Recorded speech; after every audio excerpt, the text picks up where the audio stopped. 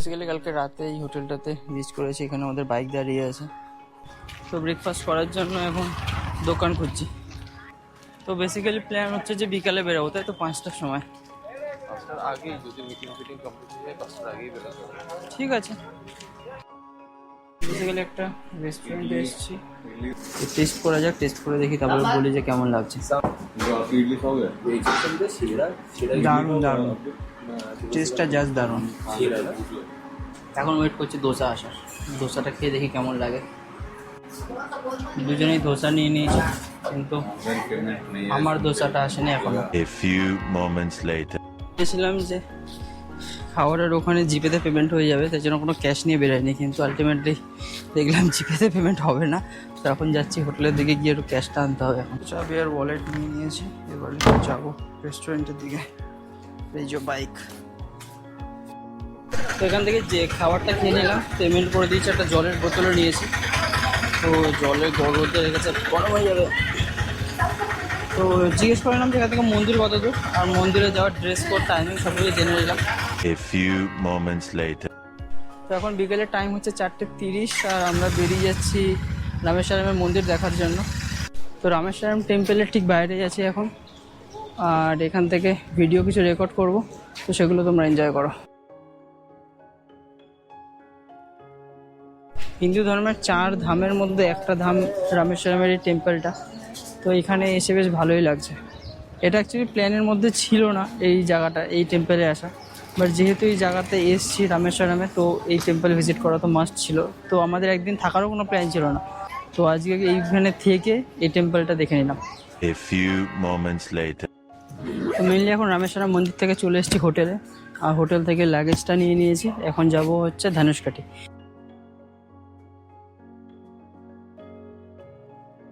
তো যেটার জন্য আসা হয়েছিল তো সেটাই হচ্ছে না, কারণ ধানুষকাঠির রাস্তা অলরেডি ক্লোজ হয়ে গেছে বলছে।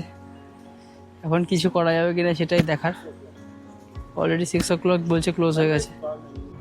আমরা কালকে অ্যাকচুয়ালি সকালবেলা বেরিয়ে যাব 4টার সময়। তো ধানুষকাঠি দেখাটা কি থেকেই যাবে? ধানুষকাঠিকে আমরা দেখতে পাবো না? তো তোমরা যদি ধানুষকাঠি আসছো তাহলে 6টার আগে আগেই চলে এসে দেখার চেষ্টা করো, কারণ পসিবল হয়তো হবে না।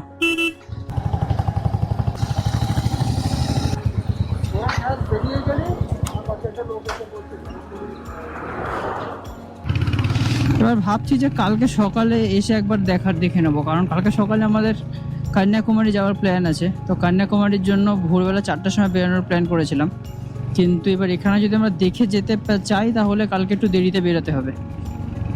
তো ওটাই দেখার কি আমরা কি করি।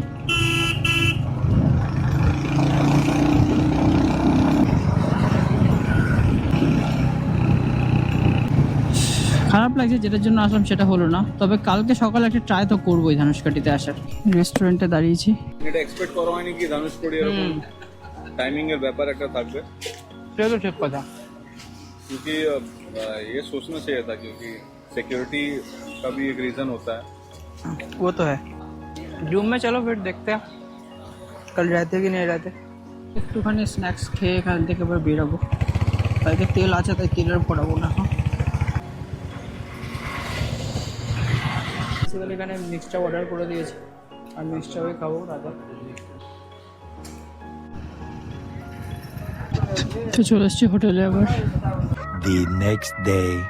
তো বেসিক্যালি আজকে রামেশ্বরমের 3য় দিন, আর কালকে তো ধানুষকাঠিতে যাওয়া হয়নি। তো আজকে এখন বাজে অলমোস্ট দুপুর 3:30, লাঞ্চের জন্য বেরোচ্ছি। এতক্ষণ অফিসের কাজ করছিলাম সকাল থেকে।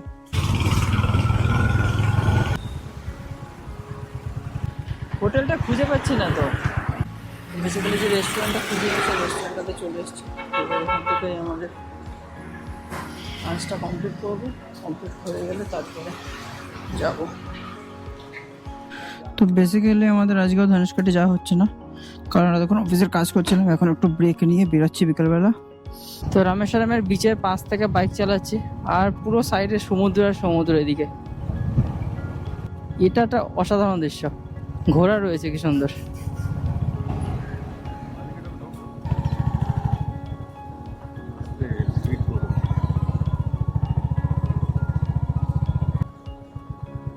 জাস্ট এই জায়গাটা দেখো, চারিদিকে নারকেল গাছে পুরো ভরা, চারিপাশটা শুধু নারকেল গাছ আর নারকেল গাছ, আর এই সাইডটা পুরো বিচ, সমুদ্র আছে এদিকে।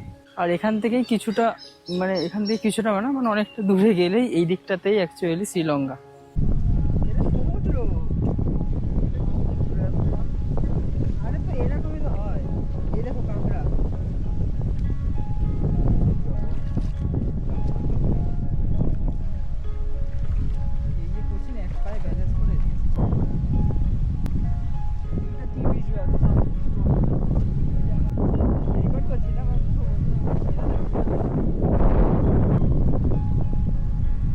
তো এখানে অ্যাকচুয়ালি সন্ধে হয়ে গেছে, অনেকক্ষণ ধরে এখানে রয়েছি। একটা জিনিস দেখতে পেলাম, সেটা হচ্ছে যখন নাকি এই দিকে একটা আলো জ্বলছে, গোপ্রোতে হয়তো আসবে না, ওটা লাইট হাউসের আলো। ঠিক এই দিকটাতে তোমরা হয়তো দেখতে পাবে, ঠিক এই জায়গাটাতে জ্বলবে লাইটটা। আমি কিছুক্ষণ রাখবো, যদি তোমরা দেখতে পেয়েছো হয়তো, জাস্ট জ্বললো আলোটা। তো প্রথমে ভেবেছিলাম যে এইটা কারণ কন্যাকুমারীর আলো হতে পারে, তো গুগল ম্যাপ অন করে যে ডাইরেকশনটা দেখলাম সেটাতে জাস্ট বিলিভ হলো না। ওটা হচ্ছে লাইট হাউস শ্রীলঙ্কার। আর শ্রীলঙ্কার লাইট হাউসটার নামটা তোমাকে দেখিয়ে দিই, লাইট হাউসটাও দেখিয়ে দিই, গুগল ম্যাপে জাস্ট অন করেছিলাম। তো এটা হচ্ছে সেই লাইট হাউস, আর লাইট হাউসের যে নামটা সেটা তোমরা এখানে দেখতে পাবে। তো রামসেতুর এইখানে, রামসেতু তো এখন আর নেই, কিন্তু শ্রীলঙ্কা এখান থেকে খুবই কাছে, মানে ওখানে লাইট হাউসের আলো অব্দি দেখা যাচ্ছে।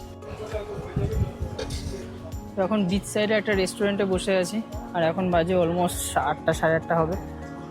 আর এখন একটু কফি খাবো, স্যান্ডউইচ খাবো, আর তারপরে এখান থেকে বেরিয়ে যাব হোটেলের জন্য। তো কালকে সকালবেলা প্ল্যান আছে যে যাবো ধানুষকাঠি, ফর শিওর, কারণ অলরেডি 2বার প্ল্যান করে আমাদের প্ল্যান ফেল হয়ে গেছে। তো কালকে ধানুষকাঠি গিয়ে তারপরে ওখান থেকে চলে যাব সোজা কন্যাকুমারী।